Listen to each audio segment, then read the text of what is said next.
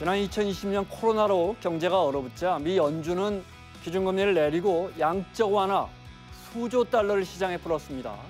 그랬더니 어떻게 되는지 아시죠? 증시부터 부동산, 가상자산까지 실물 경제보다 자산 시장이 급등했는데요. 그렇게 풀린 돈이 여전히 수조 달러가 시장에 남아있는데 미 연준이 다음 달 1일부터 시중에 풀린 돈을 회수하는 자산 축소를 그만하기로 했습니다. 기준금리도 이미 2번이나 내렸고요. 다시 돈 풀기를 시작하는 거 아닌가.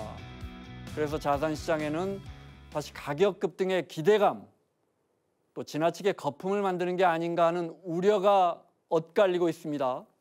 우리는 어떤 선택을 해야 할까요? 움직이는 예산과 경제 시작합니다.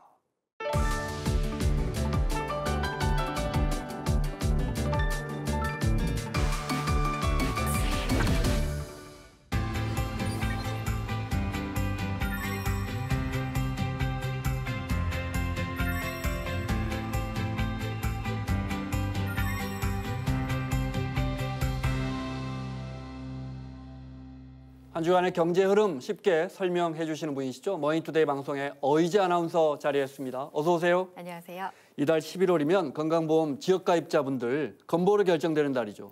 맞습니다. 11월은 지역 가입자분들이 앞으로 1년 동안 낼 건강보험료가 새로 결정되는 달이라서 운명의 달 이렇게 부르기도 하는데요. 먼저 지역 가입자의 정의부터 짧게 짚고 가보겠습니다. 직장 가입자와 그 피부양자가 있고요. 이를 제외한 모든 국민은 지역 가입자입니다. 네. 한마디로 회사에서 건강보험료를 반 내주고 내가 반 내고 있다. 이러면 직장 가입자, 그게 아니면 전부 지역 가입자입니다. 네. 그런데 왜 이달 11월에 지역 가입자분들 건보료가 결정이 됩니까? 지역 가입자의 건강보험료 구조를 봐야 되는데요. 크게 이 건강보험료는 소득, 재산을 기준으로 정해집니다. 네. 이 중에 매년 가장 크게 변동되는 게 아무래도 소득이겠죠. 국민건강보험공단이 가입자의 최신 소득을 파악하는 데 시간이 좀 걸린다는 데 있습니다. 가입자는 2024년에 번 소득을 통해서 5월 말까지 국세청에 신고를 합니다. 종합소득세 신고하죠. 그렇죠. 네. 건강보험공단은 또 국세청에서 받은 작년 2024년 최종 소득과 최신 2025년 6월 기준 재산세 자료를 합쳐서 새 건강보험료를 계산을 합니다. 이렇게 재산정된 새로운 보험료를 이제 11월에 네. 고지서에 반영을 해서 부과되기 때문에 11월입니다. 그렇군요. 장사하시는 분들 입장에서는 올해는 장사가 안 되는데 왜 이거 작년 기준으로 이거 물리느냐 하는데 이런 이유가 숨어 있었군요. 네.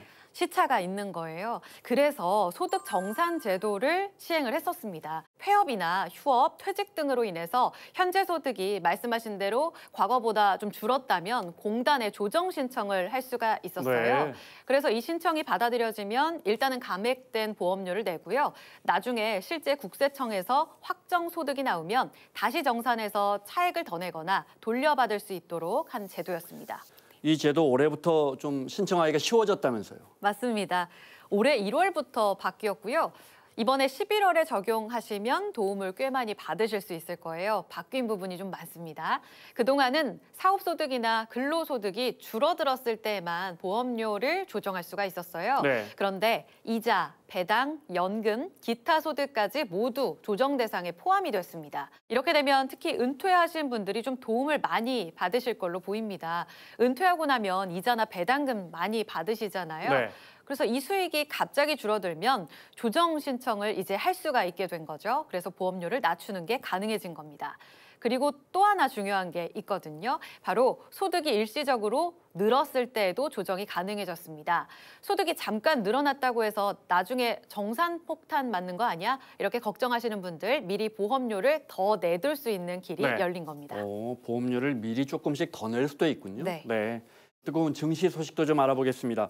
우리가 반도체 산업 다음으로 배터리 사업 기대를 많이 했었는데 그동안에 주가가 많이 내렸었잖아요. 최근에 많이 회복이 됐는데 그중에 하나가 리튬 가격이 많이 올랐다.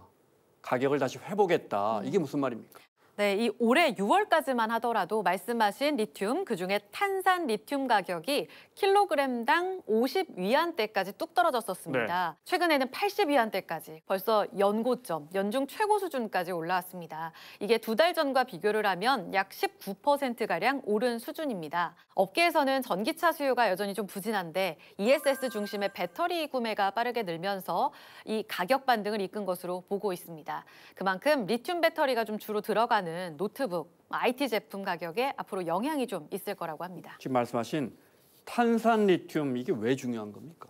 일단 리튬이 배터리 제조에 있어서 아주 핵심적인 원료이기 때문에 중요하다 이렇게 네. 말씀을 드릴 수 있을 것 같고요. 이 리튬 종류를 좀 설명을 드리면 전기차와 같은 고밀도, 고용량 배터리에 주로 사용되는 게 수산화 리튬이고요. 노트북이나 IT 제품 등 소형 전자기기 배터리에 들어가는 게 탄산 리튬이 있습니다. 전기차 보급이 확산되면서 리튬이온 배터리 필요성이 점점 더 커지고 있는데요. 2018년 기준으로 봤을 때 리튬 공급의 24.8%가 전기차에 사용이 됐었거든요. 네. 그런데 올해 많이 늘어날 걸로 보입니다. 그 비율이 64.2%로 증가할 거다 예상이 되고 있습니다. 이는 리튬 시장 구조가 좀 변화하고 있다는 걸 보여줍니다. 근데 그 캐즘이라고 하잖아요. 전기차 시장이 빠르게 확산되다가 좀 속도가 늦어지고 수요가 둔화되면서 캐즘이 왔다 이랬는데 그런데 왜 이렇게 리튬 가격은 이렇게 오르는 겁니까? 네, 중요한 포인트가 말씀하신 그 부분에 있습니다. 아까 잠시 말씀드렸는데 전기차 수요는 둔화됐는데 라고 말씀을 드렸거든요. 그런데 ESS 수요가 폭발하고 있다는데 탄산 리튬 가격 반등 그 이유가 있습니다. 요즘 전 세계적으로 인공지능 데이터 센터 이야기 정말 많이 네. 들어보셨잖아요. 이게 엄청나게 늘어나다 보니 전력 사용량이 크게 늘어났고요. 전력망 안정화를 위해서 에너지를 저장해야 하는 이 에너지 저장 장치, ESS 설치가 필수가 되고 있습니다. 특히 데이터 센터 많은 북미 지역을 중심으로 ESS용 배터리 수요가 빠르게 늘면서 여기에 들어가는 탄산 리튬 가격 반등이 나타난 것으로 풀이됩니다. 네. 그러니까 데이터 센터, AI 데이터 센터가 전기를 어마어마하게 필요로 하는데 전기를 발생시킨 다음에 그것을 혹시 안 쓰는 동안에 어디 저장해 놓을 장치를 네. ESS라고 하는군요. 네. 네. 우리 기업들이 이걸 많이 만든다. 맞습니다. 네. 그리고 미국의 생산세액공제 AMPC라는 제도 있잖아요. 바이든 행정부에서 도입한. 이것 때문에 또 우리 배터리 기업들이 큰 기회를 얻을 것이다. 이건 무슨 말입니까? AMPC 제도부터 설명을 드리자면 이 AMPC는 미국 안에서 친환경 제품을 만들면 보조금을 주는 제도입니다. 근데 미국 현지에서 배터리를 생산하게 되면 1kW 시당 최대 $45를 깎아주는 제도인데요. 2023년부터 2032년까지 10년간 적용이 됩니다. 우리 배터리 3사가 네. 지금까지 받은 누적 AMPC 수령액이 한 5조 2,826억 원 수준입니다. 5조 원이 넘는다. 맞습니다. 그런데 미국 안에 생산 라인이 계속 늘어나서 500기가와트시 이상으로 늘어나면 연간 10조 원대 수령도 가능하다. 이런 전망이 나오고 있어요. 그런데 문제는 작년부터 진행된 트럼프 2기 행정부가 이 AMPC에 조건을 달았다는 데 있습니다. 바로 탈중국 조건인데요. 네. 쉽게 말해서 중국산 소재 비중이 높은 배터리 쓴다? 그러면 AMPC 못 준다. 이 방침입니다. 그런데 우리 배터리 기업들은 소재나 원료를 주로 중국산 쓰지 않습니까? 맞습니다. 전구체, 음극재 등 이 핵심 소재의 중국 의존도가 말씀하신 대로 거의 90%에 달합니다. 그래서 지금처럼 중국 위주로만 조달하다가는 우리 기업 입장에서는 앞으로 미국에서 받을 수 있었던 수십조 원의 AMPC를 날릴 수 있는 상황이 된 겁니다. 우리 기업들은 중국산 소재나 원료를 쓰고 있고 미국에서는 중국산 쓰면 보조금을 안 준다 그러고 우리 기업들은 어떻게 해야 합니까? 굉장히 난처하죠. 그래서 국내 업체들도 가만히 있을 수가 없습니다. 대비에 나서고 있는데 우선 포스코 홀딩스는 호주의 미네랄 리소스가 만드는 중간 지주사, 여기에 지분 30%를 인수하겠다고 최근 밝혔습니다. 이게 전기차 약 86만 대분의 수산화 리튬을 생산할 수 있는 물량을 확보하는 거예요. 그리고 에코프로 그룹은 인도네시아에서 니켈, 전구체, 양극재를 한 번에 생산하는 통합 법인을 추진하겠다면서 네. 가격 경쟁력을 강화하겠다는 전략을 밝혔습니다. 자, 다음 소식 보겠습니다. 가계부채가 늘어나는 그 양이 좀 줄어들다가 지난달에 또 5조 원 가까이 늘었어요. 맞습니다. 시장이 정책의 의도대로 반응하지 않고 있습니다. 금융위원회와 금융감독원이 발표한 가계대출 동향에 따르면 9월에는 가계대출 증가폭이 1조 1천억 원까지 떨어지면서 드디어 규제 효과가 나타나나 싶었는데요. 10월에 4조 8천억 원까지 늘어나면서 분위기가 완전히 반전됐습니다. 왜 이렇게 또 지난달에 가계부채가 많이 늘었습니까? 내부를 좀 뜯어봐야 되는데요. 10월 주택담보대출 잔액이 9월보다 증가폭이 3천억 원 줄어들었습니다. 네. 그래서 이것만 놓고 보면 규제가 좀 먹히나 싶어요. 그런데 실상은 전혀 다릅니다. 그래서 뜯어봐야 된다라고 말씀을 드린 건데요. 바로 기타 대출이 10월 한 달 동안 1조 원 넘게 늘어나면서 급증한 것으로 나타났습니다. 이 기타 대출의 월간 증가폭이 2021년 11월 이후 그러니까 3년 11개월 만에 가장 큰 폭으로 늘어난 겁니다. 이 기타 대출 안에 보면 신용대출, 상가 오피스텔 대출, 또 자동차 담보대출을 포함을 하고 있거든요. 근데 이번 증가폭의 주범을 찾아봤더니 절반 이상을 차지하는 게 바로 신용대출이었습니다. 네. 그러니까 정부가 부동산 시장을 좀 억제하기 위해서 주택담보대출을 눌렀더니 신용대출이 크게 늘었다. 이렇게 봐도 되겠습니까? 맞습니다.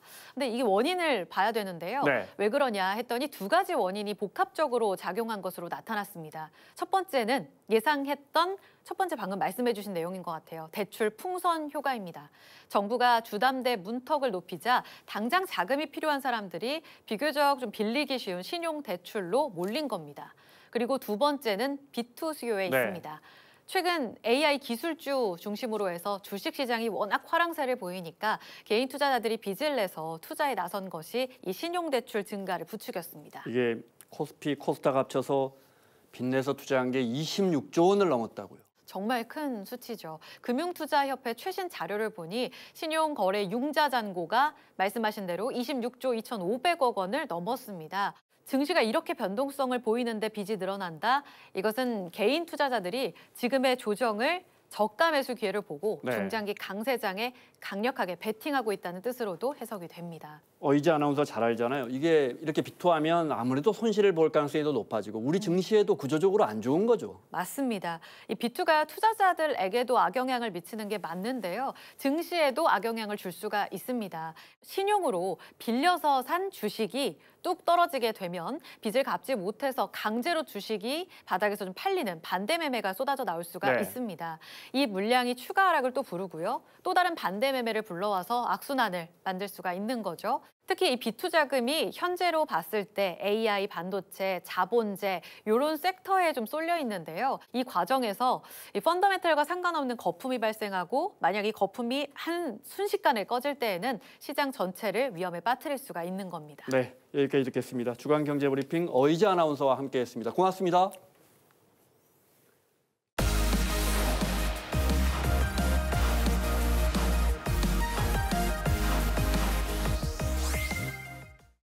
우리 K-팝이 미국 그래미상의 주요 시상 명단 후보에 대거 이름을 올렸습니다. 오늘 경제 핫이슈 시간에는 산업 측면에서 우리 K-팝 시장 살펴보겠습니다. 한국경제TV의 신인규 기자 그리고 참좋은 경제연구소의 이인철 소장 함께합니다. 어서 오세요.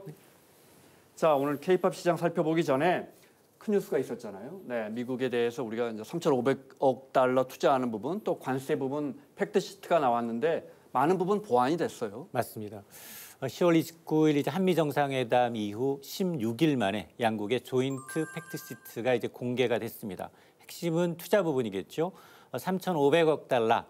일단 이제 2,000억 달러는 이제 연간 200억 달러 상한으로 10년 분할이고요. 플러스 1,500억 달러는 조선업, 이른바 마스가 프로젝트입니다. 연간 상한 200억 달러도 외환시장이 불안하다. 이런 경우에는 우리 정부가 납입 시기, 규모를 네. 좀 조정할 수 있는 안전장치가 마련이 됐고요. 대신에 미국은 현재 자동차와 자동차 부품에 부과되고 있는 25%의 관세를 15%까지, 또 아직 부과되지는 않았습니다만 의약품에 대해서도 15%를 넘지 않도록 관세를 제한하고 있고, 반도체도 최악은 피했습니다. 최소한 대만보다는 불리하지 않은 관세가 적용될 것으로 보여서 이번에 이제 한미 관세 협상이 마무리가 되면서 국내 자동차, 조선, 반도체, 의약품은 일제히 환영의 의사를 나타냈습니다. 네, 그 3,500억 달러 중에 그러니까 현금으로 줘야 하는 2,000억 달러는 미국 측이 투자할 때를 결정하고 지금 말씀하신 1,500달러 조선산업 투자하는 건 우리가 결정해서 그 수익금 우리가 다 가져오는 거죠. 맞습니다. 네. 2천억 달러의 경우에는 2029년 1월까지입니다. 트럼프 대통령 임기 내에 네. 투자처를 정하도록 되어 있고요.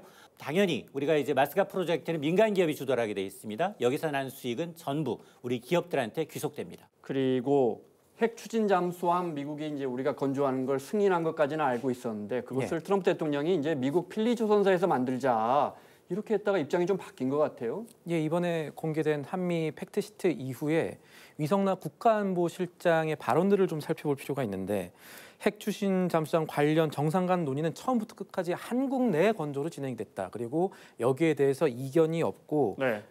건조 위치 자체는 정리가 됐다. 이렇게까지 못을 박았습니다. 그러니까 대한민국 내에서 핵 추진 잠수함이 건조되지 않겠느냐라는 것이 중론이 됐고 또 하나 살펴볼 부분이 이렇게 우리 핵 추진 잠수함뿐만 아니라 미국 군함을 한국에서 만들 수 있는 길을 이번에 팩트시트에서 열어뒀다는 겁니다.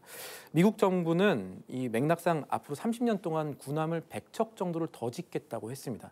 그런데 미국 정부도 앞으로 이 30년 동안 미국 안에서만 100척을 더 짓기는 어려울 거라는 걸 알고 있는 것으로 보입니다. 네. 왜냐하면 미국의 조선업이 쇠퇴했고 그걸 지을 수 있는 조선소가 미국 내에서 좀 부족하기 때문입니다. 그래서 지금 상황을 우리나라 사람들 가운데 모르는 사람이 없는 게임에 비유를 해보자면 스타크래프트에 비유를 해보자면 미국이라는 테란 종족이 지금 스타포트가 사실은 별로 없는 거예요. 병력은 뽑아야 되는데 심지어 그 스타포트에 애드온도 잘 붙어 있지 않는 그런 상황이라서 지금부터 스타포트를 더 지어봐야 뭐 배틀크루저 지금 나올 시간도 안 되고 이 스타포트 짓는데 시간 더 걸리니까 동맹 테란인 대한민국한테 대신 배틀크루저 뽑아달라 하는 거랑 지금 비슷한 상황이다. 이렇게 이해하시면 조금 쉬울 것 같습니다. 네, 아무래도 미국 욕심에서는 상선은 물론이고 전투함도 다 미국에서 만들었으면 쉽겠지만 또 지금 말씀하신 것처럼 중국의 해상 전력을 당장 막아야 하는데 그렇게 되면 또 시간이 걸릴 것이고 그런 부분 고민을 한 것 같아요. 두 분의 간단한 총평을 좀 들어볼까요? 기본적으로 우리가 이번에 이제 보편 관세를 15%까지 낮췄지만 사실 우리는 일본이나 EU에 비해서 한미 FTA 그동안 관세를 한 푼도 거의 안 내왔기 때문에 참 이번 협상 얼마나 잘한 건지 잘 모르겠습니다. 맞습니다. 김정관 장관이 작심 발언을 했어요. 미국은 한 푼도 안 내는데 수익의 절반에서 많게는 90%까지 가져갑니다. 정말 전 세계를 상대로 이제 트럼프 대통령이 강요 아닌 강탈하고 있는 상황임을 감안하게 되면 우리 협상팀 잘했다, 잘 버텼다라는 평가가 압도적으로 우세합니다. 그럼에도 불구하고 경제적으로 좀 안타까운 거 한 3가지 정도만 꼽아보면 첫 번째가 일단 지금 미국이 투자를 요청하면 45일 이내에 우리가 납부하지 않을 경우, 어길 경우 다시 관세는 25%로 복원됩니다. 또 투자처 선정도 거의 최종 결정권자는 트럼프입니다. 트럼프 대통령 임기 내 2029년 1월까지 투자처를 선정하기로 합의를 했고요. 투자 수익은 원금 회수 전까지는 양국이 절반씩 가져가지만 회수 이후에는 미국이 90%를 가져가는 구조고요. 또 비관세 장벽도 대거 완화가 됩니다. 현재 미국산 수입 자동차 국내 배기가스 기준이 강화돼서 사실 5만 대까지는 그동안 수입을 허용해 왔지만 이 기준이 사실상 사라지게 되고요. 여기다 디지털 서비스 분야도 미국 기업이 차별받지 않도록 하겠다라는 데서 합의를 했습니다. 이렇게 되면 구글이나 넷플릭스와 같은 국내망 사용료 별도 부과가 좀 어려워질 수 있고요. 여기에다 온라인 플랫폼을 통한 이제 빅테크 플랫폼 규제도 사실상 좀 어려워진 측면이 있습니다. 저도 짧게만 말씀을 드리면요. 사실 이번 팩트시트 관련해서 우리가 좀 결국 잘했다라고 한 부분이 아까 반도체 의약품 얘기를 하셨지만 미국이라는 나라가 현재 협상을 힘의 논리로 진행을 해왔지 않습니까? 그런 상황에서 실무 혐의가 어떻게 되느냐 남아있겠지만 지금 팩트시트 나온 것 같은 가운데 우리나라가 조금 더 유리한 점들이 관측이 됐다면 그거는 조금 더 큰 시점에서 미국이 중국을 견제하기 위한 그런 목적으로 한국의 포지션을 잡아놓고 대신에 한국에 제공하는 어떤 당근일 수도 있다는 점을 우리가 유념을 해야겠습니다. 즉 아직 우리는 이번 합의가 조금 더 다른 시각에서 동북아의 지정학적 불안의 어떤 변수가 될지는 완전히 확답하기 어려운 상황이라는 점 역시 체크를 해야겠습니다. 네, 자 우리 K-팝 시장 살펴보겠습니다. 68회 그래미상 후보들이 발표가 됐는데 우리 K-팝 스타들이 줄줄이 이름을 올렸어요. 저도 노래 듣는 거 사실 좋아해서 스트레스 노래 들으면서 풀고 있는데 요새 들을 만한 노래들이 많습니다. 우리나라 중에. 올해 노래, 올해 레코드, 올해 앨범 그리고 올해 신인 정도 하면은 이 미국 그래미의 빅4라고 하거든요. 블랙핑크 로제 씨가 들어간 아파트, 브루노 마스랑 같이 한 이 아파트가 올해 노래가 됐고 레코드에도 후보로 올랐습니다. 그리고 가장 유명한 게 지금 K-팝 데모너터스의 이 골든이라는 노래일 것 같습니다. 골든이 올해 노래 포함해서 지금 많은 부분 후보로 이름을 올렸고 K-팝 데모넌터스라는 그 애니메이션 그 영화 지금 선풍적으로 지금 넷플릭스에서 가장 많이 본다는 맞습니다. 그 영화 안에 들어있는 노래가 주제곡이 골든인 거죠? 예, 노래 자체도 또 워낙 좋고 그리고 그 애니메이션 좋아서 여러 가지 상승 효과가 지금 그래미상 후보라는 이 결과로 나온 것으로 보이고 또 신인 그룹 캐치아이라고 있습니다. 신인상 후보로 그래미상 우리나라의 상이 아니라 미국의 상 신인상 후보로 지명된 것도 역시 지금 K-팝 이 어느 정도까지 올라왔나 이렇게 보여준다라고 볼 수 있겠죠. 네, 사실상 K-팝을 미국의 문화계가 주류로 인정한다, 받아들인다 이렇게 해석할 수 있을까요? 맞습니다. 말씀하셨던 것처럼 이제 그래미라는 게 어떤 상업적인 성과보다는 오히려 음악적 작품성을 좀 중시하다 보니까 그동안 우리의 뭐 BTS라든가 계속해서 대중적 인기를 얻었음에도 불구하고 3연속 불발에 그쳤습니다. 그럼에도 불구하고 올해 이처럼 다수의 이제 한국의 신인들이 신인상에 노출할 수 있었던 것. 아마 이제 그동안 이제 골든을 비롯해서 여러 가지 데몬 헌터스뿐 아니라 로제 아파트가 동시에 히트하면서 한국 이제 K-팝 음악이 글로벌 시장의 주류로 떠오른 걸 더 이상 어떤 이제 심사진도 외면할 수 없었던 게 아니냐라는 분석입니다. 네, 우리가 이제 미국이나 동남아 시장, 일본, 중국에서 우리 K-팝의 인기는 뭐 우리가 다 체감하고 있는데 유럽이나 중남미 시장 같은 다른 서구권 시장은 좀 어떻습니까? 일단 정부의 2024년 글로벌 한류 트렌드 분석 보고서를 보게 되면 실제로 지금 아시아, 유럽, 북미 순으로 한류 관련 기사가 많이 보도가 되고 있고요. 또 가장 비중을 차지하는 분야는 역시 K-팝 분야입니다. 독일은 아예 K-팝 전용 라디오 채널이 개설이 됐고요. 프랑스, 스페인에서는 월드 티켓이 몇 분 만에 동의되는 등 계속해서 불티나게 지금 팔리고 있는 상황입니다. 중남미는 열기가 더 뜨거운데요. 한류 기사의 거의 3분의 1 이상이 K-팝, 아이돌 방문, 월드 투어와 같은 K-팝의 비중을 두고 있습니다. 다만 아쉬운 점이 아프리카, 오세아니아 지역은 이쪽 부분에서는 아직까지는 K-팝보다는 오히려 K-푸드, 한국 음식에 대한 관심이 좀 많은 것으로 나타나고 있는데 결국 K-팝이 아시아를 넘어서 유럽과 중남미 시장의 어떤 확실한 주력 컨텐츠로 한류 확산의 어떤 이 견인차 역할을 하고 있는 것만은 분명히 보입니다. 네, 그 핵심 지역 중에 하나가 당연히 중국 아닙니까? 네, 우리 K-팝 시장을 빠르게 확장하다가 사드 문제가 터진 다음에 중국 정부는 인정하지 않고 있지만 사실 한한령이라고 해서 우리 문화 진출이 굉장히 어려워졌는데 이번에 에이펙 하면서 시진핑 주석 왔다 다녀가면서 기대감이 좀 커지고 있지 않습니까? 11월 초에 보도가 하나 있었습니다. 이 에이펙과 관련해서 이재명 대통령과 이 시진핑 주석 그리고 박진영 대중문화교류위원회 위원장이 만났을 때 베이징에서 대규모 공연을 해보자라는 제안이 있었고 시진핑 주석이 그 당시에 좋게 호응을 해서 왕이 외교부장을 당시에 불러서 추진해봐라 뭐 이런 보도가 있었는데 이를 두고 이제 일각에서는 중국이 거의 8년 만에 이 한류 제한령인 한한령 해제하려는 것 아니냐라는 관측도 나왔지만 이 얘기의 주체였던 대중문화교류위는 확대 해석은 좀 경계해달라라는 이제 원론적인 입장을 내놨습니다. 왜냐하면 한한령이라는 게 사실 아까 앵커께서도 짚어주셨지만 법적 실체라는 것은 없기 때문에 중국 정부가 한한령을 해제한다 이런 발표를 하는 건 사실 기대하기가 어려운 상황일 거고요. 인정하지 않고 있으니까. 그러니까요. 또 이게 외교 문제로 또 이슈가 되면 어떤 일들이 일어나게 되냐면 한한령이 만약에 외교 이슈가 된다면 외교는 보통은 뭔가를 주고받아야 되는 문제가 되기 때문에 이렇게 외교 이슈로 떠올라서 주목을 받는 것 역시 이제 정부 차원에서는 그렇게 원하지 않을 수도 있다라는 해석이 또 나오고 있습니다. 그래서 지금 상황에서는 제일 좋은 시나리오가 뭐냐면 그 중국에서 우리 대형 가수들이 마치 중국의 코첼라 같은 게 생겨서 우리 가수들이 한번 물꼬를 터주는 공연이 한 번이 있으면 이렇게 자연스럽게 다른 가수를 초청하는 이런 것들을 지금 바랄 수가 있는 건데 다행인 거는 중국 사람들이 아직까지도 한한령이 실제로 사드 이후라고 하면 8년 정도 됐습니다. 지속이 된 지. 그래도 중국 사람들이 여전히 한국 문화를 음지에서 찾아듣고 있는 그런 상황. 그러니까 문화적 수요가 중국에서 있는 상황은 다행한 일이기 때문에 이런 기대는 시장에 좀 충분한 상황이다. 이렇게 볼 수 있겠습니다. 사드 사태 이후에 중국을 향한 우리 K-팝 관련 수출이 줄어들었다는 게 통계로도 좀 나옵니까? 맞습니다.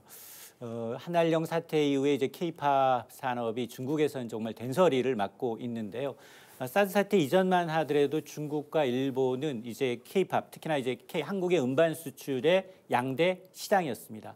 2015년만 하더라도 중국의 이제 K 음반 수출이 36%를 차지했는데 2020년 이 수출이 12.6%까지 4년 만에 3분의 1 수준으로 급감합니다. 한알령으로 인해서 한국 아티스트의 중국 진출 자체가 이제 무너지다 보니 중국 내 공연이며 그리고 이제 광고 수입, 방송 출연 자체가 차단이 됐고요. 대형 콘서트는 줄줄이 무산이 됐습니다. 간신히 그나마 뭐 굿즈 판매, 팬미팅 정도가 제한적으로 좀 허용되는 수준이었는데 근데 다소 흥미로운 점은 궁하면 통한다고 중국 시장이 이렇게 막히다 보니 오히려 이제 K-팝이 유럽이나 아니면 이제 중남미, 미국 시장으로 빠르게 확산이 되면서 오히려 포트폴리오가 좀 재편되는 긍정적인 효과도 있었습니다. 반가운 소식인데 그렇다고 우리가 14억 중국 시장을 이대로 뭐 방치할 수는 없지 않습니까? 맞습니다. 인도와 더불어서 세계 최고의 시장입니다. 인구 14억의 압도적인 공연 시장 규모, 성장 잠재력을 포기할 수는 없습니다. 음반 판매는 사실 부가수익이죠. 그동안 이 K-팝의 주력 사업은 콘서트와 바로 이제 투어일 텐데 공연 시장 규모가 3조 원에 달하고요.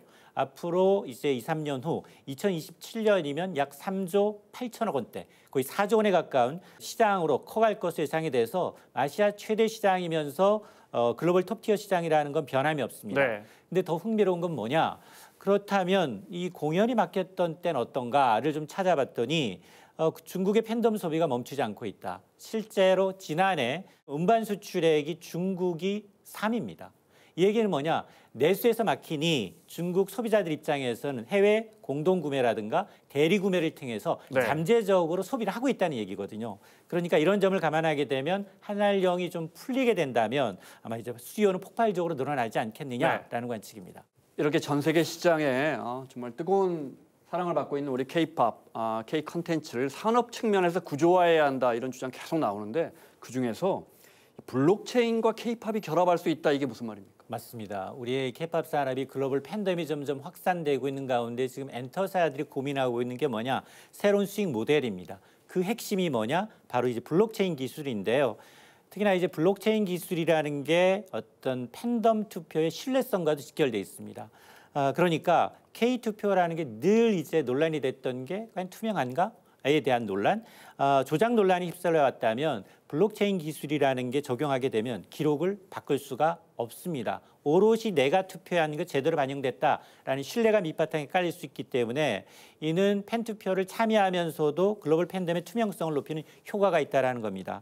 또 하나 중요한 분야는 바로 NFT라고 하는 대체 불가 토큰의 어떤 이제 기반의 디지털 포토카드라고 하는데요.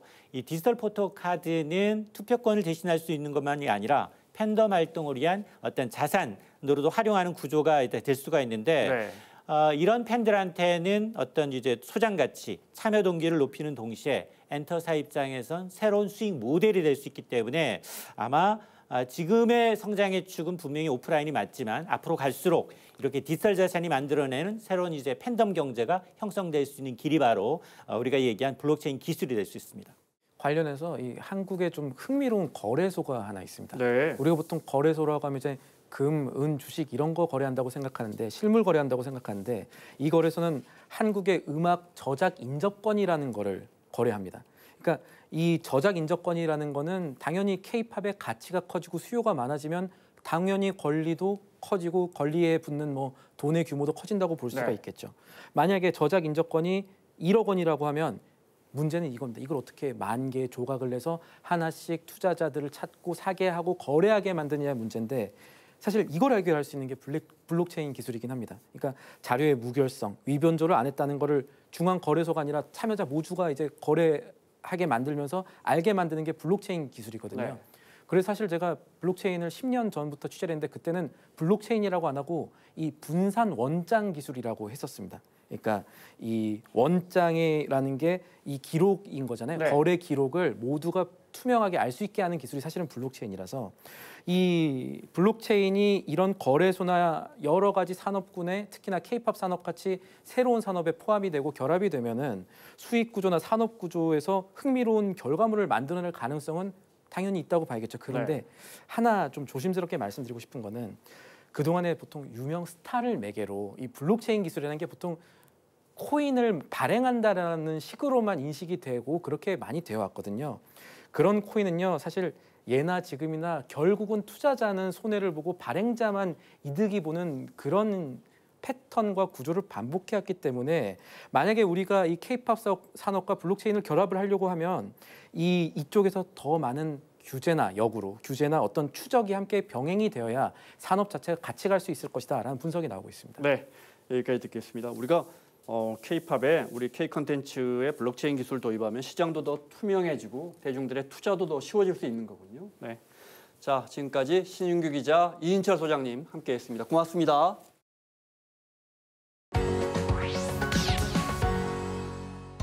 엔젤계수란 무엇일까요? 엔젤계수는 가계 지출 가운데 자녀 교육비가 차지하는 비중을 말합니다. 여기에는 학원비와 수업료뿐 아니라 장난감, 용돈 같은 양육 관련 비용이 모두 포함됩니다.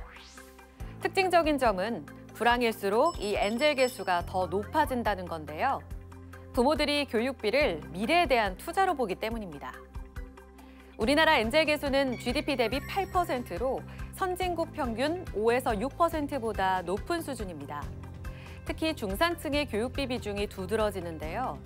심지어 식료품 비중을 나타내는 엔겔계수보다 이 엔젤계수가 더 높게 나타나는 게 한국의 특징입니다. 한국 가계 지출에서 교육 관련 비용은 여전히 강력한 투자이자 불황에도 줄지 않는 최후의 소비 품목이라는 점 알아두시면 좋겠네요.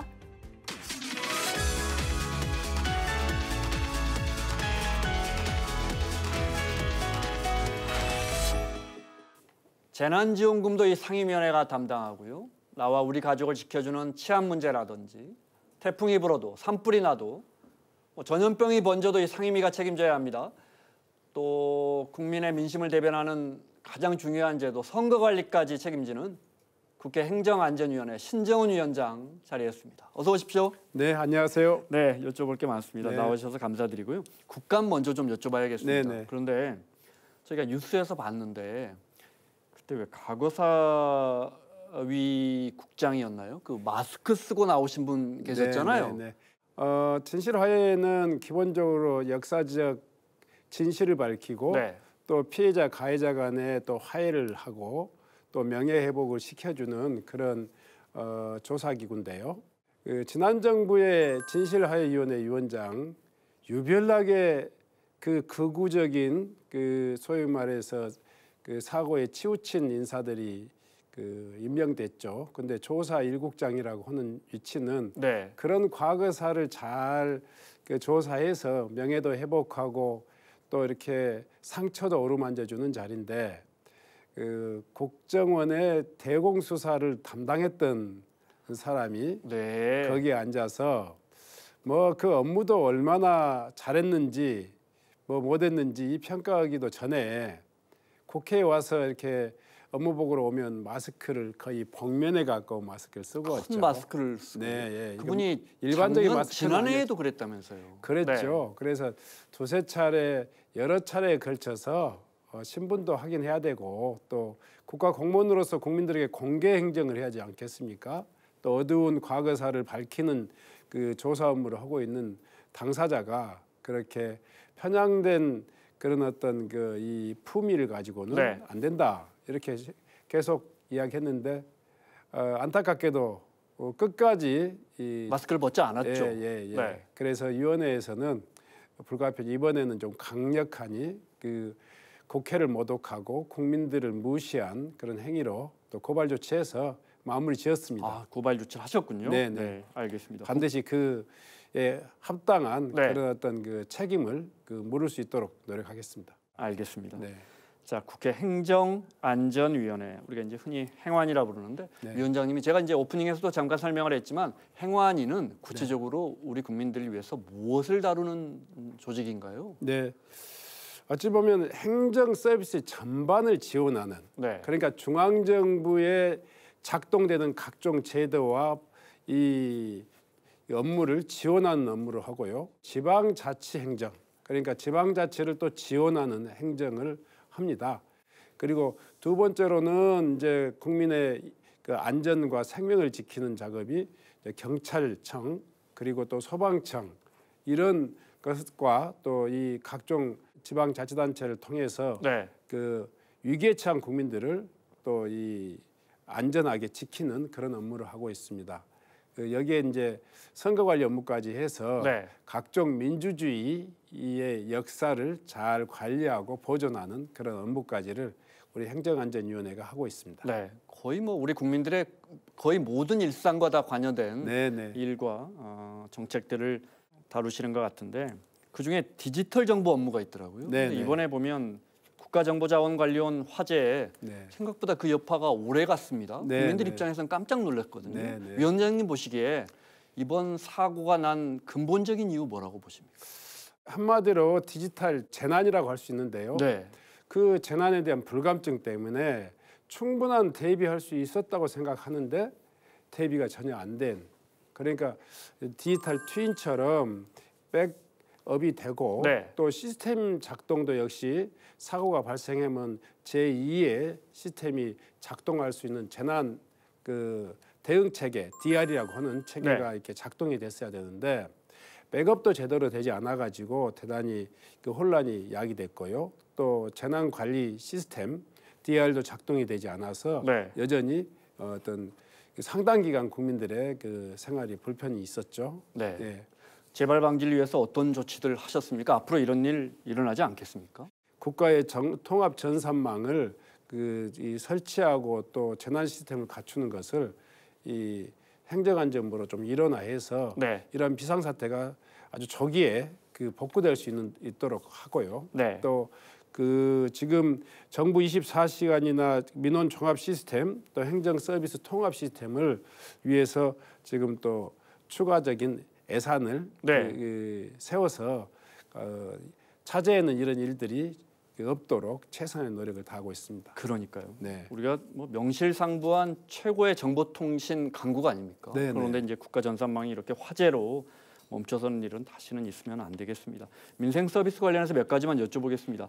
지역사랑 상품권 예산이 1조 원 넘게 편성이 됐더라고요. 네, 설명을 좀 해주시면요. 저희 전체 일을 통과했는데요.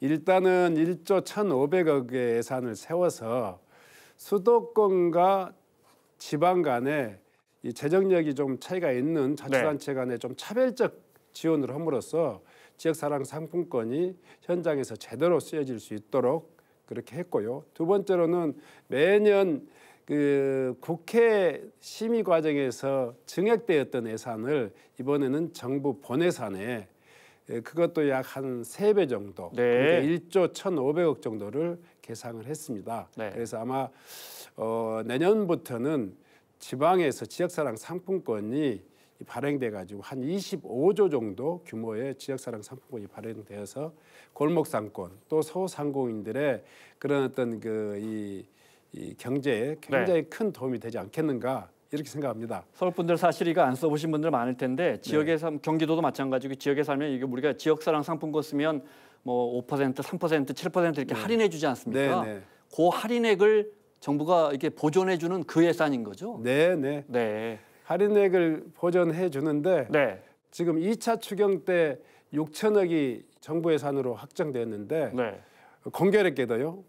서울시에서는 아마 이 정책에 대한 거부감 때문인지 거의 예산을 사용하지 않았습니다. 네. 그리고 오늘 통과되는 과정에서도 야당은 1조 5천억 중에서 8천억을 삭감하는 안을 기어코 고집해서 그 안을 담아서 전체 회의를 통과시켰다 이런 말씀을 드립니다. 그래서 편성된 금액이 1조 1,000억 원 정도? 네.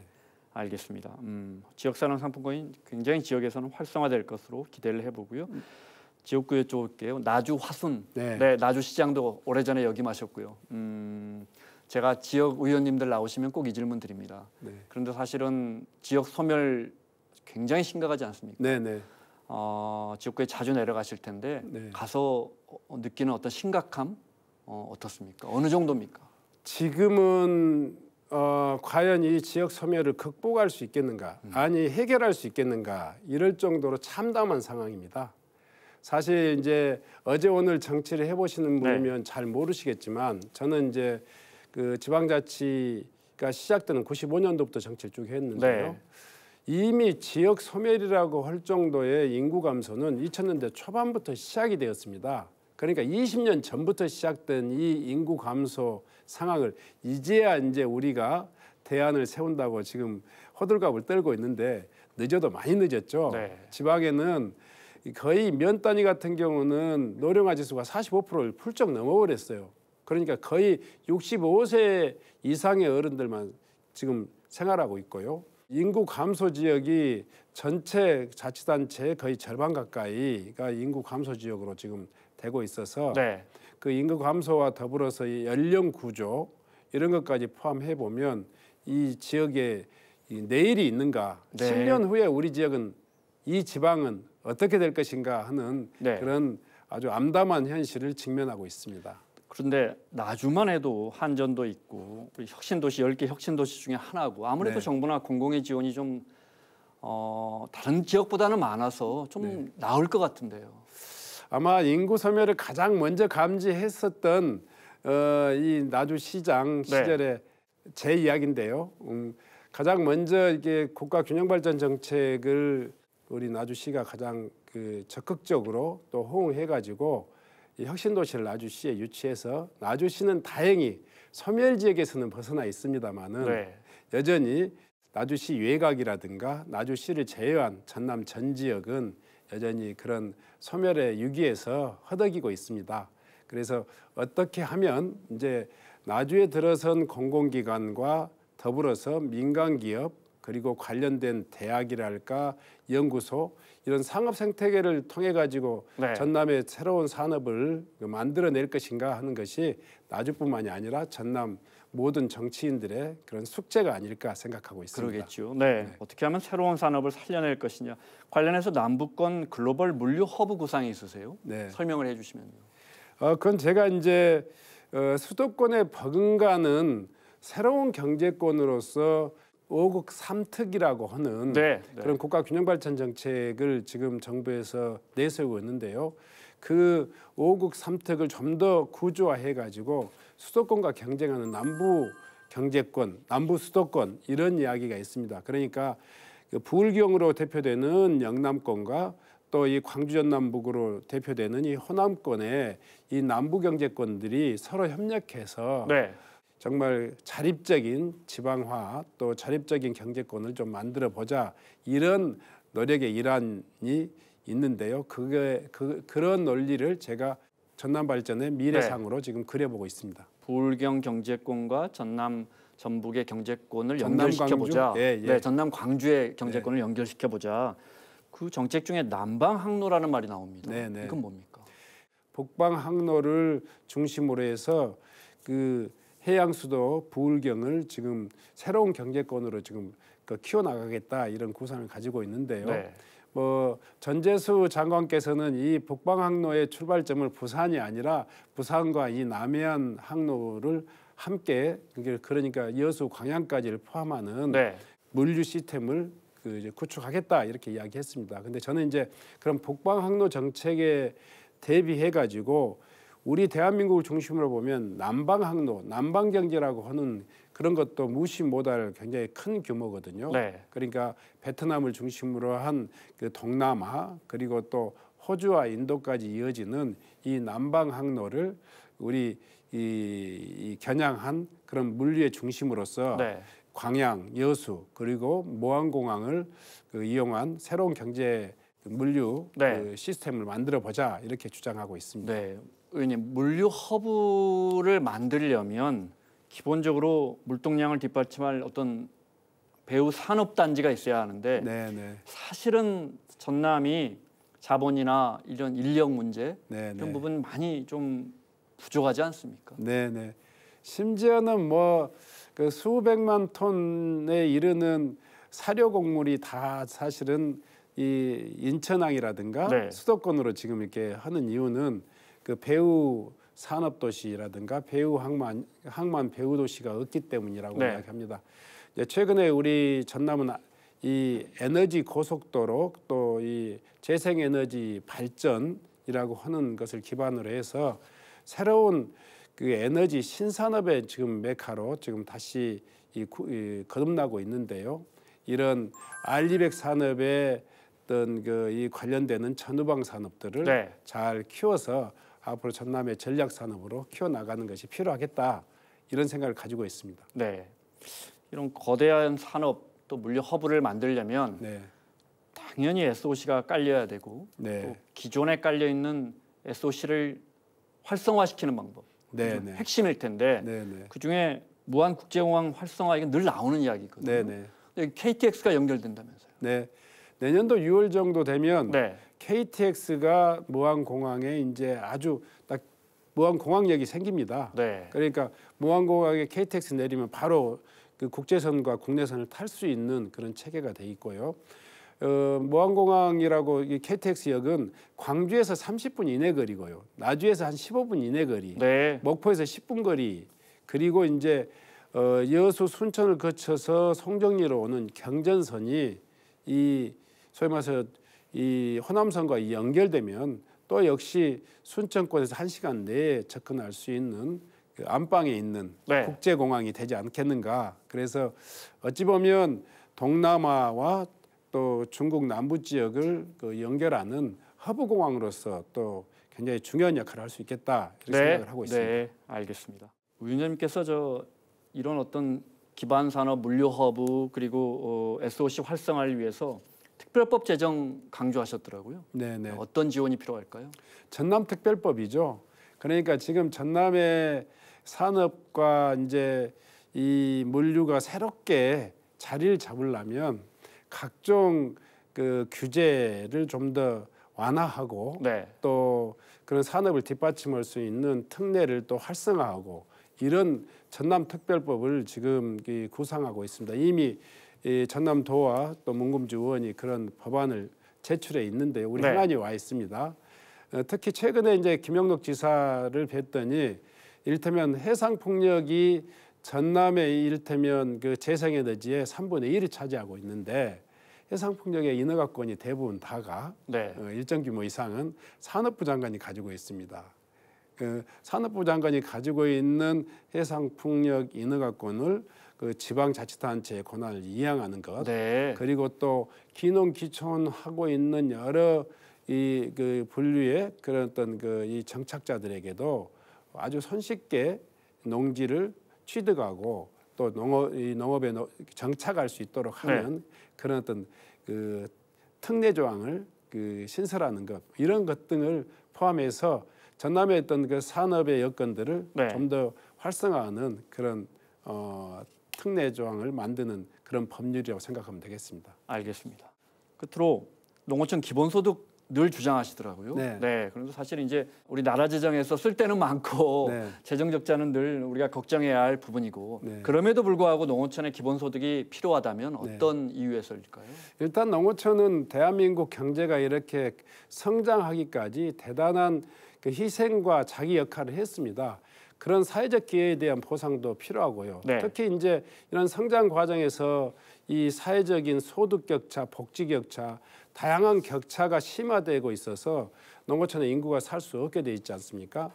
이런 격차를 해소하는 그런 측면도 있고 또 인구 소멸에 대한 직접적인 처방의 하나로서 농어촌 기본소득을 그 시행해야 된다 이런 이 법안을 제가 제출해 나왔습니다. 네. 물론 그 이재명 대통령 정부에서 내년도 예산에 시범 사업으로서 7개 시군 지역을 대상으로 네. 2년 동안 시범 사업을 하고 그 이후에 본 사업으로 진행해 나가는데요.